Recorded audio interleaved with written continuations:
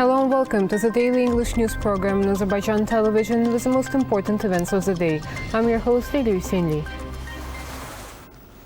President İlham Aliyev signed an executive order on the measures in respect to the improvement of the housing and public utilities infrastructure of Baku City. According to the executive order, 18,800,000 monas from the reserve fund of the president is allocated to Baku City Executive Authority to provide Baku City executive power with housing and public utility designated equipment. Azerbaijan's Defense Ministry presented the list of the servicemen of the Azerbaijan Army marshaled on November 16th during the combat operations that occurred on the state border as a result of the Armenian provocations. These are Lieutenant Umit Niftaliyev, Warrant Officer Orhan Jabbarov, long-term active military serviceman Junior Sergeant Natik Aliyev, Soldier Elchin Aghaev, Soldier Elmin Alizadeh, Soldier Elchin Aliyev, Soldier Murat Khalilov. According to the ministry, 10 servicemen of the Azerbaijan army were wounded in the battles. The situation on the Azerbaijani-Armenian state border has stabilized since the evening of November 16th. The provocation and military adventurism committed by Armenia on the state border completely failed. The Azerbaijan army units control the operational situation. The armed forces of the Republic of Azerbaijan continue to serve in the sovereign territories of our country. The military political leadership of Armenia bears the entire responsibility for the tension and confrontations that arose as a result of Armenia's provocation, the ministry said. May the souls of our martyrs rest in peace. First Vice President of the Republic of Azerbaijan, Mehriban Aliyeva, shared a post on her official Instagram page on the Azerbaijani servicemen killed during the armed clashes as a result of the next military provocation committed by Armenia. The post reads, "I express my deepest condolences to the families and the loved ones of our soldiers and officers killed during the armed clashes as a result of the next military provocation committed by Armenia. May God have mercy on all our martyrs and grant patience to their families. I wish those injured a speedy recovery. May Almighty God protect our motherland." The Military Prosecutor Office launched a criminal case pursuant in articles in connection with commitment of homicide on national, racial, religious and hostility grounds and in connection with attempts to commit homicide on national, racial, religious and hostility grounds in regards to the provocation committed by the Armenian Armed Forces by the instruction of military and political leadership of Armenia on November 16th.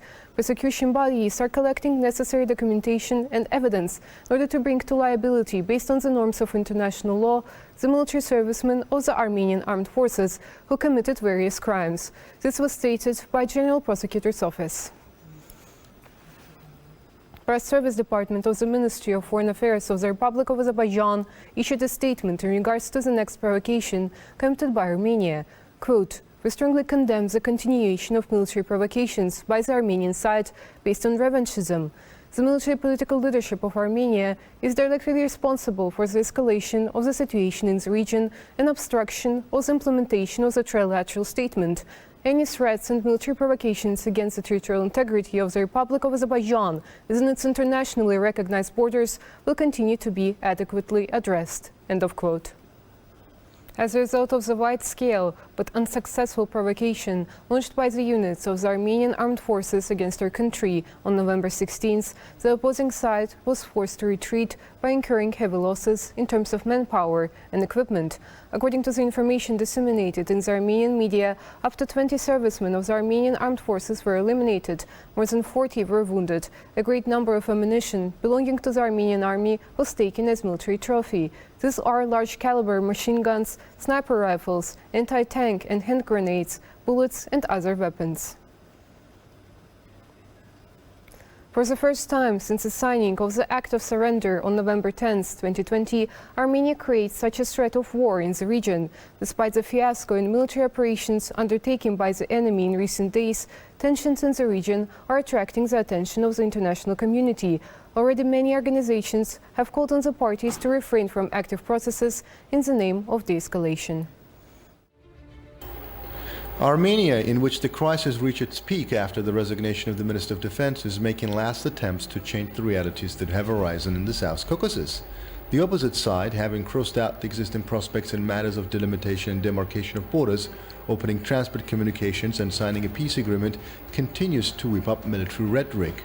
The attack on the positions of Azerbaijani army in the Kəlbəcər and Laçın directions was purposeful. Therefore, the long-term ceasefire announced with the mediation of the Russian defense minister on November 16th raises some doubts. In any case, there was a serious reaction of the international community to the new reckless gamble of the Armenian authorities. One of them is from the European Union. During a telephone conversation with President of the European Council, Charles Michel, President Ilham expressed concern over the events on the Armenian-Azerbaijani border. In response to Charles Michel's appeal regarding the events on the border, President of Azerbaijan stressed that Armenia had repeatedly resorted to military provocations in the Shusha-Laçın-Kəlbəcər directions, and an adequate response was given to these actions. The dynamics of the development of events and the committed sabotage show that the entire responsibility for the current situation lies with the military political leadership of Armenia. This truce is confirmed by the fact that the nationalist group Yerkrapa declared to be ready for everything.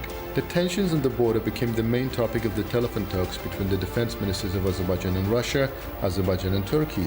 Following the formal co-chairs of the OSCE Minsk Group, the US State Department made a statement yesterday calling on the parties to urgently end the military confrontation, to reach mutual understanding on the issues of trilateral statement that have not yet been agreed upon. Although the active reaction of the European Union and the United States to the processes was regarded as a forced return of the West to the South Caucasian platform, the achievement of ceasefire with the support of the Russian side cancelled the plans of some forces in Yerevan. The Russian Foreign Ministry said in a statement that Moscow is in contact with Azerbaijan and Armenia for a peaceful settlement of the tense situation on the border. Although Nikol Pashinyan, in a conversation with Russian President Vladimir Putin, accused Azerbaijan of the current situation, emphasizing that it is the Kremlin that plays a leading role in ensuring security in the region, he proved that he did not abandon his traditional policy of sitting on two chairs at the same time. Official Baku stated not only that the situation on the border is tense, but also said that the operational situation is under the full control of the Azerbaijani army. The capture of Armenian servicemen who tried to attack our combat positions by sabotage, as well as the fleeing of others who left their posts, testifies to the fact that the enemy's plans to occupy some strategic points have completely failed. Speaking at a meeting of the Security Council, Pashinyan stated that they would not put up with pressure from Azerbaijan and regard what is happening not as a border dispute, but as an invasion of Armenian territories. All of these are steps calculated so that the European Union, the Collective Security Treaty Organization, and other organizations can actively intervene in the processes in order to disguise the enemy's military rhetoric. Obstruction by Yerevan of the process of delimitation and demarcation of borders by means of a series of acts of sabotage will ultimately give a boomerang effect and become a crushing blow to its own interests. On November 17th, a business mission of Russian companies in the sphere of the development of urban infrastructure, smart city, started its mission. Russian exporters present their goods and services in the urban development sphere in a digital format. Azerbaijan and Russia closely cooperate in the framework of international transport corridors, which is testified by increase of cargo transportation between the two countries. Azerbaijan's transport policy is directed at development and diversification of infrastructure. This was stated at the forum organized within the framework of the business mission of Russian companies in the sphere of development of smart city urban infrastructure. It was noted that the country is taking measures for modernization of transport, especially railway infrastructure and utilization of multimodal transit in the Caspian region.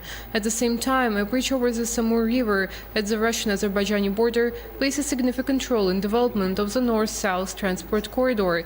Cargo traffic through the corridor has increased by 20% since last year, which testifies its great potential. Chairman of the board of the Azerbaijan-Russia Business Council, Samet Gurbanov, said that representatives of Russian businesses should pay attention to projects proposed by Azerbaijan, including projects in the territories liberated from the occupation. During the first mission of Russian companies to Baku, a number of new decisions were made and projects were agreed upon. The Small and Medium Business Development Agency is interested in attracting foreign investors to Azerbaijan. Thanks to the work done, information and marketing support will be provided to small and medium-sized enterprises, as well as assistance will be extended to export-oriented enterprises. A cooperation platform has been prepared for the development and implementation of joint projects. The business mission of Russian companies in the development of urban infrastructure, smart city in Baku will last until November 18th. Next year, a considerable number of events on employment will be directed at provision of our compatriots returning to the liberated territories with decent occupation. Deputy Minister of Labour and Social Protection of the Population, Anar Kerimov, stated this at the meeting of Milli Məclis during discussions of the draft law on the budget of Unemployment Insurance Fund for 2022. He emphasized that work on development of the labour market, strengthening of social protection of the unemployed and job seekers is being carried out. The draft law on the budget of the Unemployment Insurance Fund for 2022, as well as the budget of the State Social Protection Fund for 2022, was adopted at the meeting in the first reading. That was all for today. Thank you for being with us and see you next time.